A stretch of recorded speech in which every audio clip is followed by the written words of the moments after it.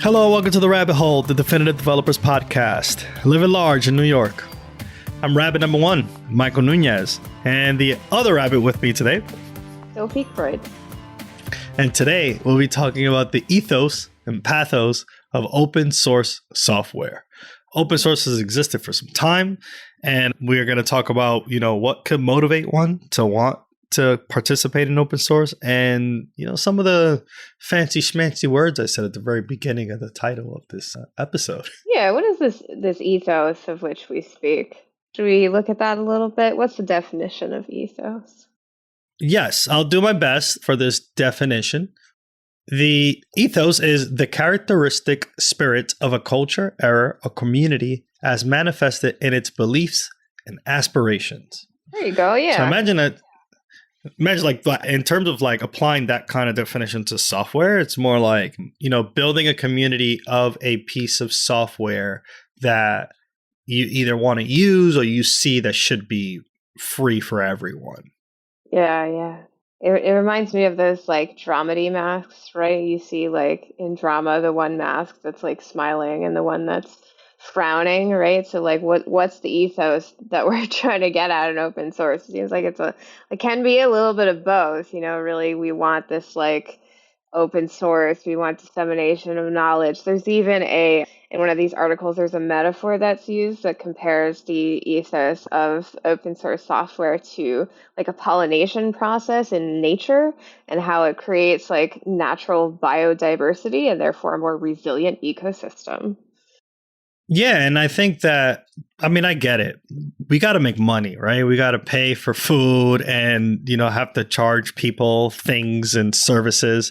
But I think that, like, as you mentioned, the idea that being able to share information helps the community and people grow as far as that information can go, right? Like if you're behind a paywall, chances are people who may not have access to funds to be able to pay may not get that information. Very similar to buying software. If you have a piece of software, I don't know, what comes to mind. Let's say you had to use a chart framework that exists and you have to pay for one versus an open source one. Well, you may have less individuals who have access to be able to pay for this framework. So the open source one might be appealing to some folks as well. It may not be as good because, people like to work for monies. I guess that's true, but then that's the big question. And then maybe here we're getting into the pathos part of it. We want this sustainable open source culture, but if people aren't getting what they need in order for the situation to be sustainable, then there's this sense of like anger, frustration, something's not quite right there. Right. And I think definitely have to check with your sustainability to be able to contribute to open source, right? Like if you're in need of funds or some kind of asset and open source is in the ethos definition, you're doing this for the benefit of the community. It may not be the thing that you are capable of doing at the moment, right? Like I know that there's a lot of software engineers who work in the daytime, right? They put in their 40 hours and then they are writing some form of open source software for individuals to use. And I think a lot of the libraries that we use as of right now fall into this thing where it's like, I had asked earlier before the recording, I am so grateful of Slick Carousel as a package that I can use to create carousels. I've never anytime I'm at a client where they're going to ask me to use a carousel and it's like, well, I know a package that already works and does it very well and is easy and accessible and people have thought about all this particular problems that come. They cared about their craft enough to come together based on shared goals like collaboration, communication, and, commitment to building something. And they made something that lots of people can use. So that's pretty awesome. Right. And I think, some person might have been like, I've had it. I am not building another carousel. I'm going to build this one and share it with all. And then some people may have resonated with that message to be able to then go and help build out this thing during their time. Do you think on some level that's enough for some open source developers that they collaborated and built something cool?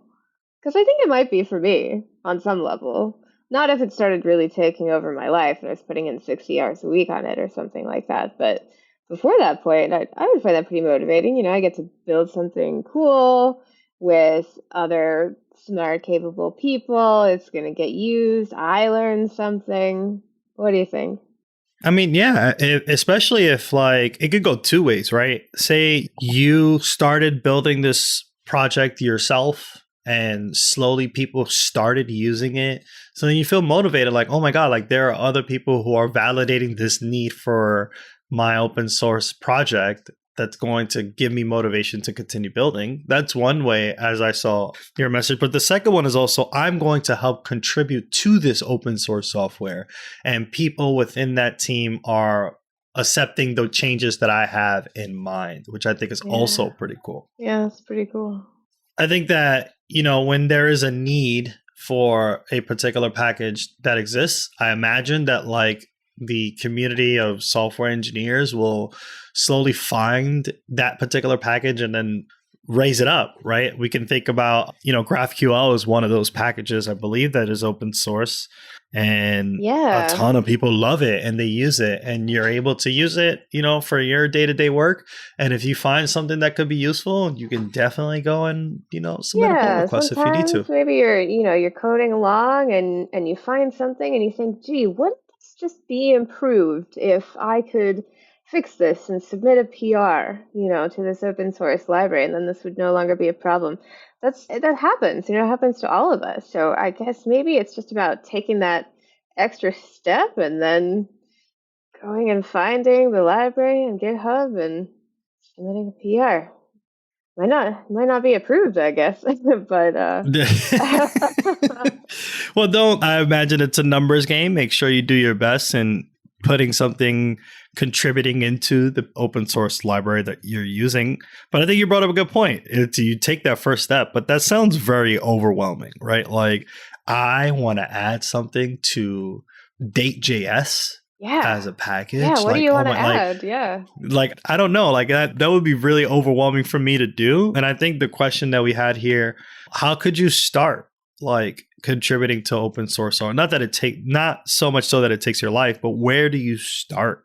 Well, it's funny. Our other resident rabbit, Dave, mentioned that, okay, make it real simple, right? What if you find a spelling mistake somewhere in the library that you're using? Correct that typo, right? And then submit that PR. That could be a really, really easy place to start. Right, because I know from my understanding, there are some open source libraries that have very interesting pull requests like templates that one may need to follow. And I think it happens when you're like, oh, I want to create a pull request. And it's like, okay, well, then make sure you follow all these things, right? Imagine, you know, the pressure of putting in a new function and then you have this particular template that you need to follow. Throw that out the window, right? If you find that, if a lot of rules, if you just were able to change a typo and you had to deal with that, that's a lot more manageable for you to then submit that. Yeah. So find those typos and spelling mistakes, and you know, do your best to just get your name, and then you can brag to your friends, I guess, and be like, "Yo, I got my commit in Date.js, so and that's the package that we're using, which is great." And I imagine that that's good feelings. That's I would say the pathos of it's probably open really source. Really rewarding to actually see your code out there being used by a bunch of folks in open source. Yeah, I imagine that is the draw. Pathos aspect of this entire experience, right? It's like, oh, I feel good that a package that I created is being used, or a package that I'm contributing to is for a good cause, which I think is pretty cool. So let's say, Sophie, you found a typo, you made a pull request and it gets merged, and then you slowly build your confidence in this open source project. Loving it. And boom, you're a core contributor. Oh, wow. How'd that happen? I woke up one day and and there it was. Well, I think a core contributor may be an individual who has, you know, deep knowledge of the code base inside and out. Backwards and forwards and upside down. Exactly. And if know you that started code with the base, typo, like yeah, it's the air you breathe. Yeah. exactly. Using Yeah. the package often and changing typos when needed and ensuring that things are working as intended and then be able to extend it allows you, I would think that that is the definition of a core contributor to an open source project. Yeah, I think it can take a while to get there, right? So guess I can't expect to get there overnight or anything, but just to consistently contribute, like find my place within that open source community, which is pretty compelling, really. For example, let me share another quote from literature. To summarize, the open access movement, which is what we're talking about here, open source, open access, is an attempt to use the internet as a tool for free access to research and as a platform for scholarship to be built off of and improved.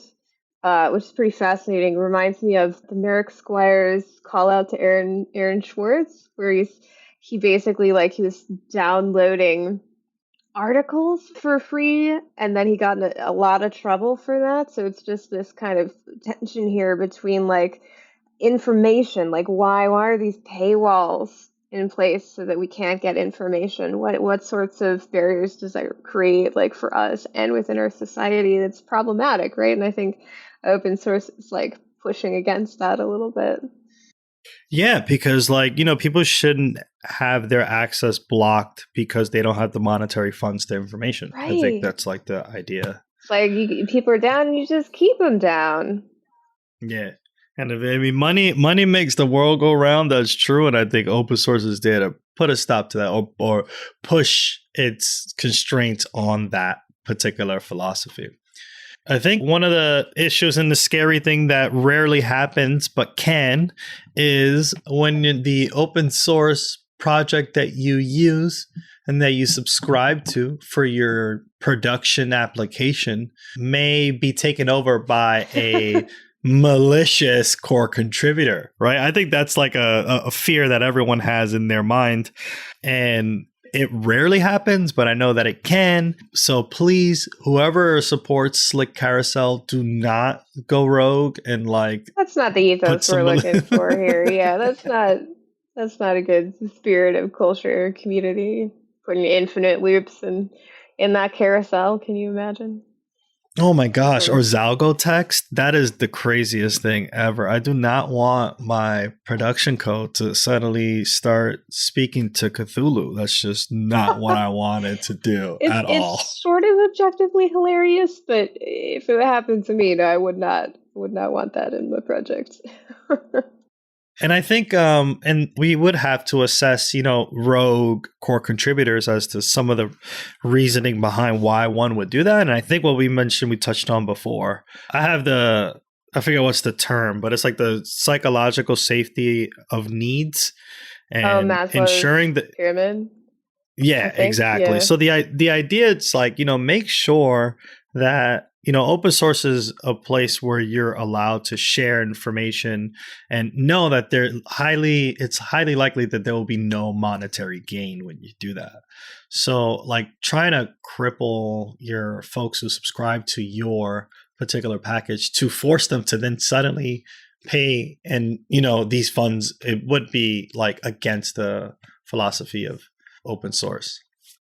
There may not be monetary compensation directly, but there's certainly other benefits. And I guess I could imagine that eventually there could lead to, if you're contributing to open source and what you're doing is visible, people see the contribution you make, the value that you bring through these contributions, then ultimately that'll probably help your career too. Yeah. I mean, you have it on your resume. I made changes to Broccoli.js. Sounds like a thing. Let's go after it. Yeah, sounds good. Follow us now on Twitter at Radio Free Rabbit so we can keep the conversation going. Like what you hear? Give us a 5-star review and help developers just like you find their way into the rabbit hole. And never miss an episode. Subscribe now however you listen to your favorite podcast. On behalf of our producer extraordinaire, William Jeffries, and my amazing co-host, Dave Anderson, and me, your host, Michael Nunez, thanks for listening to The Rabbit Hole.